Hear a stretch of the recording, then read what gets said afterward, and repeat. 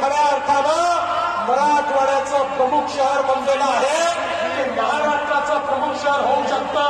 ही नांदेडची ताकद आहे आणि म्हणून या नांदेडमध्ये विकास आपल्याला करायचा आहे. बंधू भगिनींनो, या निमित्ताने आमच्या लाडक्या बहिणींना देखील सांगू इच्छितो, लाडक्या बहिणींनो, ज्यावेळी विधानसभेच्या निवडणुकीमध्ये प्रचंड बहुमताने भारतीय जनता पार्टीचं महायुतीचं सरकार आलं, काही लोक म्हणायचे आता भाजपला 137 जागा मिळाल्या, आता भाजप पहिलं काम काय करेल, लाडकी बहीण योजना बंद करेल.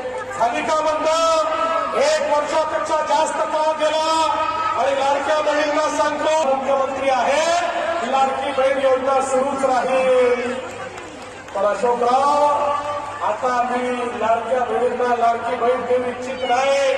तिथे आपल्या महापौर बसणार आहे, त्या महापौराला पहिलं काम तुम्हाला द्यायचं आहे. माझ्या लाडक्या बहिणींना लखपती निधी